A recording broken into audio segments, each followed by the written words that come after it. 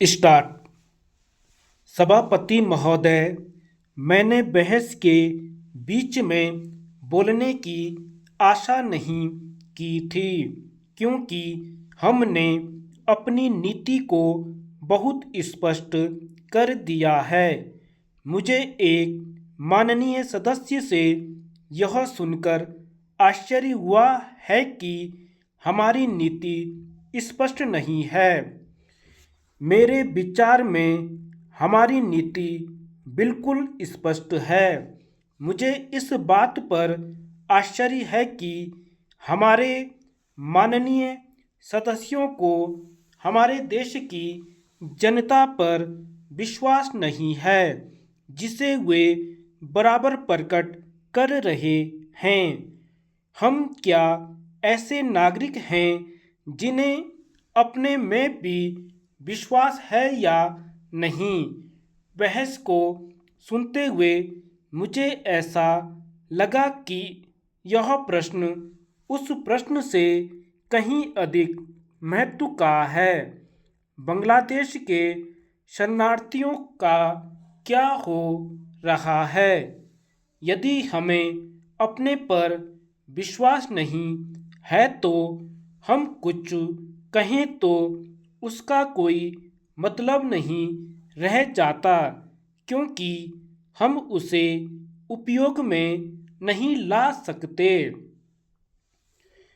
मैं यहाँ जो कुछ कह रही हूँ अपनी जनता और अपनी सरकार में असीम विश्वास के साथ कह रही हूँ।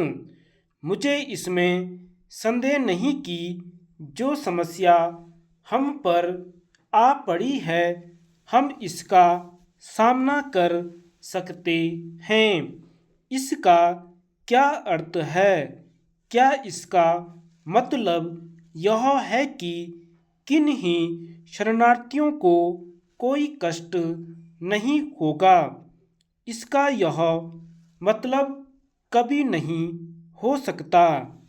जब किसी भी देश को ऐसी बाढ़ का अचानक सामना करना पड़े, वह भी लंबी अवधि में नहीं, कुछ सप्ताह की छोटी सी अवधि में 60 लाख लोगों का आना कोई मजाक नहीं, न ही कोई मामूली बात है।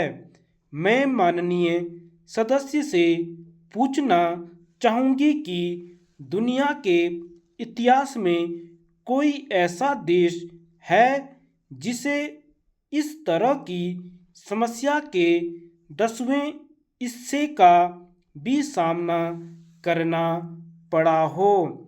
स्थिति की वास्तविकता समझने की बजाय इस सदन में बैठकर बस आलोचना ही करते जाना बहुत सरल है।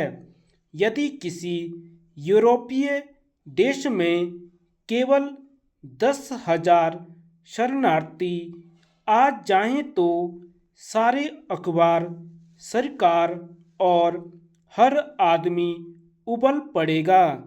हम करीब 60 लाख ऐसे इंसानों की समस्या से निपटने की कोशिश कर रहे हैं जो आतंक के साम्राज्य से बचकर भाग आए हैं और जो घायल, बीमार, भूखे नंगे और थके मांदे हैं, और वे हमारे जैसे देश में आए हैं जो दुनिया के सबसे गरीब देशों में है।